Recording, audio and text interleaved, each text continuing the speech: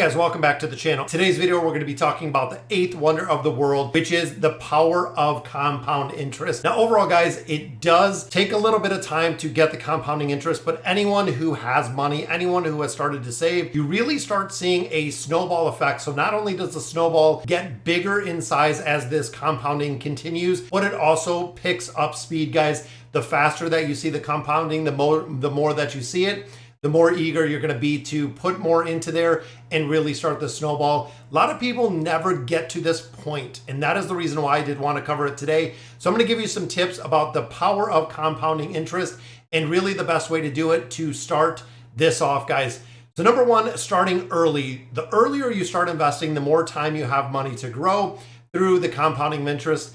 Do not wait to start, guys. The sooner you do this, like I said, the better it's going to be. If you're putting away 20 bucks, 50 bucks, $100 a month over the course of 5, 10, 15, 20 years, the compounding interest effect you are going to see is amplified, where if you're putting money in with no return, you just see kind of a steady line. But with the power of compounding interest, you see actually a giant arc when it comes to the compounding interest. Number two, being consistent. We have said this before, consistency over intensity will really make you a millionaire. So consistently putting in funds, whether the market is up, whether the market is down, I do both. It is consistency, guys. Every 2 weeks, I have X amount of dollars going from my paycheck right into an investment account, automatically invested, completely automatic, which is a way to do it, guys. It makes it super easy. Make sure you're contributing regularly to the investments, even if it's a smaller amount. With that 50, 30, 20 rule, if the 20 has to be a little bit more due to debt repayment, whatever it is, still make sure that you're contributing into your savings accounts as well as those investment accounts. Number three, increasing your contribution. This is something that you need to do over time and you will not even miss it. So let's say you get a 3% raise, 4% raise, 5% raise, whatever it may be at work. You can up your contribution limit up little by little. So if you get a 3% raise, let's say it goes up you put 1 more percent towards that investment account. Let's say you get a 5% raise. Okay, we can have 2%. You're still net yielding a positive. You're still yielding a increase in your pay. However, the compounding effect that you're going to get from putting another 1%, 2% of your income is going to make an absolute game-changing difference when you look again over 10, 20 years. The long run is the game that we're playing here. Number four, choosing the right investments. This is the one where really looking at long-term growth funds is ideal. Now, I am not a financial advisor. I invest in the S&P 500. I do have some dividend funds. I do have some growth funds through Vanguard, which again, you do your research, make sure you break it up. Low cost index funds or mutual funds are great options.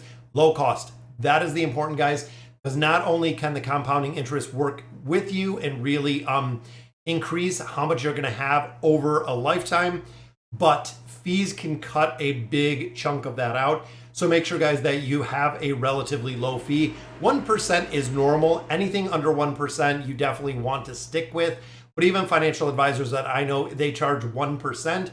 But again, 1% over 20 years can make a really big difference when it comes to the portfolio. Number five, reinvest the dividends, reinvest everything, guys. This is the point of the compounding interest where you really have to make it beneficial. If you take out the dividends, if you take out the interest, you're losing on the compounding effect in its entirety. When investing in stocks, mutual funds that pay dividends, reinvest the dividends, guys. You're not going to miss it. You didn't have it before. You're not going to have it now. But let's say you start at 20. Let's say you get to 50. So you have 30 years of growth. Dividends have been reinvesting for those 30 years. You might get to a point where you want to start taking out those dividends. I would really wait to do it, but if you ultimately need to, it'll be to the point where you've had 30 years of compounding interest and 30 years of dividends, which makes it very important, but also you can start taking those out and it can make a big difference when you're supplementing income, things of that nature. Number six, we talked about this, avoid the high fees. Fees will eat into the investment returns by far. Choose investments with low fees, really maximizing the returns that you get. Don't try to time the market. This is probably one of the absolute biggest myths that I do see, guys. You cannot time the market. I cannot time the market. Financial advisors, Warren Buffett cannot time the market. Even, Charlie Munger cannot time the market. There is not going to be an absolute pivotal point in history or in time that you can time the market. It is entirely too difficult. Even AI, even investment strategies, they miss maybe a little bit of the opportunity, maybe a little bit of the up, a little bit of the down. But guys, it is really the consistency that is going to make this versus trying to time the market. Number 8, stay disciplined. I use sticky notes. I know it's kind of old school, but I have sticky notes on my computer. It says stick to the plan. That is what it says, guys. Literally bold, stick to the plan. I have a plan to pay off my mortgage. I have a plan to invest X amount of dollars. Stick to the plan. Every time I think about deviating from it, every time I think about moving away from it, I go back to stick to the plan. It is important to stay disciplined when it comes to investing. Avoid the temptation to withdrawal if it goes down or withdrawal if it goes up. Making impulsive decisions based on short-term market fluctuation. Guys, when you look at the market, you really have to look at the long term. I would say if you're looking to get into like ETFs, if you're looking to get in different things, run like the 3-year, run the 5-year, look at a little bit of a longer term. If you're looking at a day, a week, even 30 days, it is not a very good snapshot when it comes to funds. It is not a very good snapshot when it comes to stocks, bonds, things of that nature. Think about the longer term. So if you're 20 years old and you want to retire when you're 50, okay, we'll go out 5 years, 10 years, 15 years. Look at the longest term that you can kind of look at the history of where you're putting your money. You can make adjustments along the way, but knowing the long-term kind of run rate, because we could have a year like 2022 where the market was down incredibly, pretty much across all fronts. But looking at 2023, we've actually seen it coming back quite a bit and making some definite movement. Now, number 9, take advantage of tax advantage accounts. This is one super important thing, guys. If your employer offers a 401k, if they do the match, absolutely do the match. Depending what they're putting the money into, is you can get tax deferred accounts, the 401ks, you'll get actually a tax deduction for what you put in there, which means the more you put in there, the less you pay in tax. Let me say that one more time, just in case you didn't catch it. The more that you put in your 401k, the less you have to pay in tax.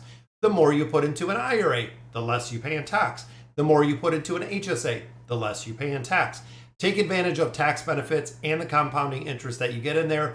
A lot of institutions offer, again, a match, but they also offer a Roth conversion or a Roth 401k, a Roth IRA. Make sure that you're taking advantage. Talk to your tax advisor, because again, I'm not a tax accountant, but depending on your income, depending on how much you earn, lowering those tax liabilities do make a big difference in how much you're going to be responsible for overall with paying taxes. So again, make sure you qualify for those accounts, but it is a huge way to save a lot of money. Now, again, you amplify that over 10, 20, 30 years, paying less taxes over a 30-year period is game-changing, guys. Absolutely. And the final one, be patient. Compounding interest takes time. That is really the big thing, guys. It takes time to work. When you look even at a chart, let's say you go out 20 years, the last 17, 18, 19, 20, the last few years, you see the absolute biggest growth potential there. Even if you go out another 1 year, 21, 22, 23, 25, it goes exponentially, guys, when you get to that point where if you have 100,000 in an account, by the time you look at 20 years with a 6% growth, it is astronomical how much you have in there. It is just being patient and being consistent with investing.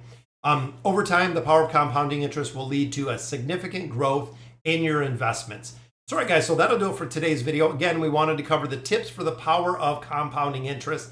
Check out some of the calculators, guys. NerdWallet, Bankrate, a lot of different places have a lot of really cool financial calculators that you can go through, run a bunch of different scenarios, and really break it out. Say, hey, if I put, $100 a month into an investment account, what's it going to look like in 3 years, 5 years, 10 years, 20 years? You can do all the math. You can see exactly what it is, but it is ultimately up to you to stay disciplined and stick with it. So, all right, guys, again, that'll do it for today's video. Let me know in the comments what you guys think. And as always, thank you guys for watching.